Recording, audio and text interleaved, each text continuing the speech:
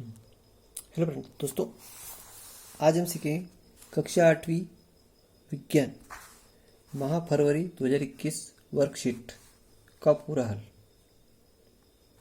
ठीक है, फरवरी माह में जो होने वाली वर्कशीट है इसका पूरा हल देखेंगे। ठीक है, कक्षा 8वीं विज्ञान।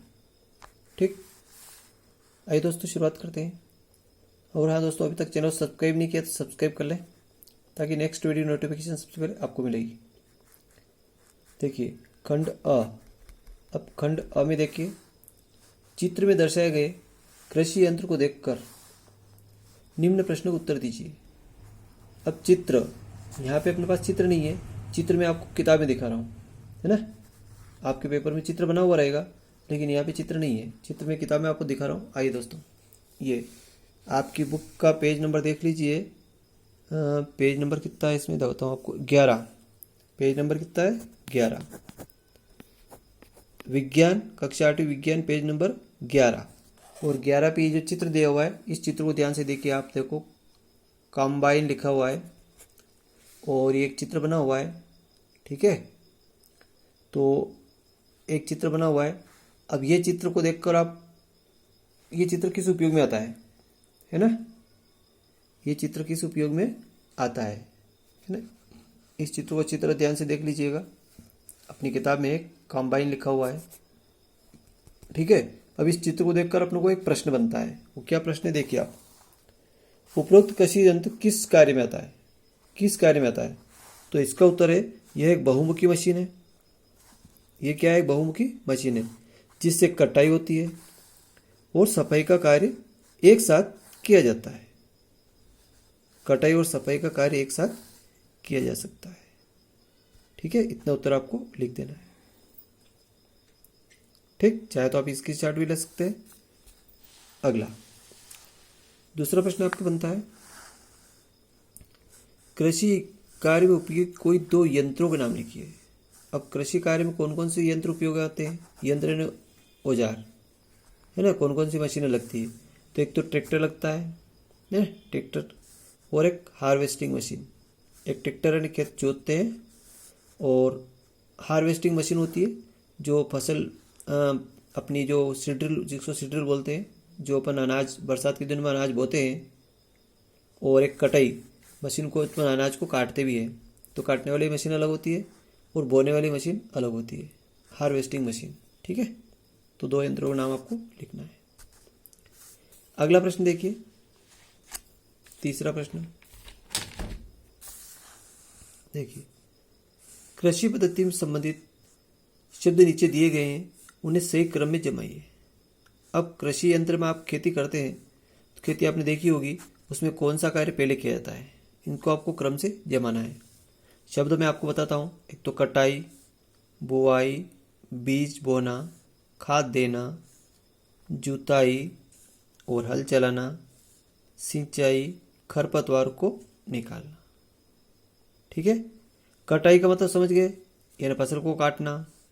बुआई, बीज बोना, है ना, बीज बोना। खाद देना, उसमें खाद डालना, है ना। जुताई, उसको हल चलाना, है ना, खेत को हल चलाते हैं गर्मी के दिनों में। सिंचाई, पानी पिलाना। खरपतवार, खरपतवार क्या होती है दोस्तों, जो अपन बरसात के दिनों में खेत नींदते हैं ना, निंदाई करते हैं, उसको खरपतवार बोलते हैं। जो अपन घास उग जाती है फसल के साथ साथ, जिसको अपन हेड़ा बोलते हैं, तो वो खरपतवार को निकालते हैं, उसको बोलते हैं खरपतवार को निकालना, निंदाई करना। अब इन सभी शब्दों को आप क्रम से जमाइए कि सबसे पहले क्या होता है। तो आइए दोस्तों, सबसे पहले अपन देखते हैं सबसे पहले क्या होता है। तो इसका उत्तर आपको ऐसे लिखना है। देखिए, सबसे पहले जुताई होती है और हल चलाना होता है। खेत को पहले जुताई होती है और हल चलाते हैं। ठीक, इसके बाद फिर क्या करते हैं, बीज बोते हैं। ठीक है ना, इसके बाद बीज बोना होता है, फिर बुआई होती है ना, फिर खरपतवार निकल जाती है। बीज बोने के बाद अपन क्या करते हैं, खरपतवार को निकालते हैं, है ना, हेड़ा पारते हैं, निंदाई करते हैं। खरपतवार बाद उसको खाद देते हैं, खाद देने के बाद सिंचाई करते हैं, सिंचाई के बाद उसको कटाई करते हैं। जब फसल पक जाती है फिर अपन क्या करते हैं, कटाई करते हैं। ठीक, तो इस तरह से इन शब्दों को आप क्रम से जमा देंगे। ठीक, अगला निम्न प्रश्नों का उत्तर दीजिए। गूंथा आटा तली पूरी को एक साथ 1 या 2 दिन खुले में छोड़ देने पर क्या परिवर्तन होगा, और होने वाले परिवर्तन को उचित कारण सहित लिखिए। ठीक, तो आइए इसका उत्तर देखते हैं। गूंथा आटा 2 दिन बाद आकार में पहले से बड़ा होगा। जब आटा गूंथ के रख देते हैं ना तो फूल जाता है। क्या करता है? तो फूल जाता है, क्योंकि खमीर बैक्टीरिया के कारण यह CO2 छोड़ता है, कार्बन डाइऑक्साइड गैस छोड़ता है, और इसमें बैक्टीरिया को सड़नपन हो जाती है और बड़ा फूल जाता है। जबकि पूरी आकार में छोटी हो जाती है, फिर उस पूरी सिकुड़ जाती है। पूरी क्या करती है? सिकुड़ जाती है और सूख जाती है। वो सूख जाती है क्योंकि इसमें से तेल निकल जाता है। तेल से पूरी फूल जाती है, बनती है तब। लेकिन जब उस 2 दिन पड़ी रहती है तो वो सिकुड़ जाती है। क्या पूरी क्या देखा होगा आपने? सिकुड़ जाती है ना? तो तली पूरी में भारी गैस निकल जाती है, तेल भरी हुई गैस निकल जाती है। ठीक, इस तरह से अपन इसका भी आंसर लिख देंगे। चाहे तो आप इसका स्क्रीनशॉट भी ले सकते हैं, स्क्रीनशॉट लेकर भी इसका उत्तर लिख सकते हैं। अगला प्रश्न देखिए। कूली को जब भारी बोझ उठाना होता है तब वह अपने सिर पर कपड़े को गोल लपेट कर क्यों रखता है? कूली आपने देखा होगा, जो रेलवे स्टेशन पे एक लाल कपड़े पहना हुआ एक व्यक्ति होता है। बहुत सारे व्यक्ति होते हैं लाल लाल कपड़े पहने हुए होते हैं, और जो अपने सिर पर बड़े बैग उठाकर चलते हैं, है ना? देखा होगा आपने कभी, देखना। उनको बोलते हैं कुली। बहुत सारे सामान उठाकर वो चलते हैं। तो अपने सिर पर एक गोल कपड़ा, जिसको बोलते हैं अपने गांव में ऊपर टावल को अपन लपेट के, जैसे पानी का मटका लाते हैं टावल को लपेट के रखते हैं, चुमली बनाते हैं गोल गोल, तो वही, तो वो उसी को बोलते हैं। तो गोल कपड़ा टावल लपेट कर क्यों रखते हैं? क्यों वो इसलिए रखते हैं, देखिए, कि इस कार्य को प्रतिदिन करते हैं। वो भारी बोझ उठाते हैं जिनसे उसके सिर में एक कपड़ा गोल टुकड़ा रखते हैं। इसलिए रखते हैं। क्यों रखते हैं? देखिए, क्योंकि जो भारी बोझ होता है तो उनके सिर में दर्द होता है। सीधा सा उत्तर, भारी बोझ आसानी से उठ जा सके क्योंकि सिर में दर्द नहीं होता है ना? और जिससे उनके सिर में दर्द नहीं होता है। क्योंकि अपने देखा होगा, अपन मटका, पानी का मटका उठाते हैं, तो अगर अपन वो गोल गोल चुमली अगर नहीं रखें सिर पे तो निश्चित अपन को दर्द होगा। अगर अपन रख लिया तो दर्द नहीं होगा, आराम से उठा पाएंगे। तो ये कारण अपन को इसमें लिखना है कि इससे सिर में दर्द नहीं होता है। ठीक, अगला, क्या कारण है कि आग बुझाने वाले कर्मचारी के परिधानों पर आग नहीं लगती है? परिधान का मतलब समझते हैं कपड़ा। आग बुझाने वाले जो कर्मचारी होता है, कहीं पे देखा होगा आग लग जाती है तो आग बुझाने वाली गाड़ी आती है, और वो गाड़ी आग, कर्मचारी जो काम करने वाले लोग हैं वो आग को बुझाते हैं, लेकिन उनके कपड़ों में आग नहीं लगती है। क्यों? आज का कारण देखते हैं। आग बुझाने वाले कर्मचारी के परिधानों में मेलामाइन प्लास्टिक की परत चढ़ी होती है। क्या चढ़ी होती है? मेलामाइन प्लास्टिक की परत चढ़ी होती है, जो अग्निरोधक का कार्य करती है। अग्निरोधक का कार्य करती है, मतलब अग्नि उस पर प्रवेश नहीं होती है, यानी वो जलती नहीं है। अग्निरोधक का कार्य करती है। ठीक है, इतना उत्तर आपको इसमें लिखना है। अगला प्रश्न देखिए।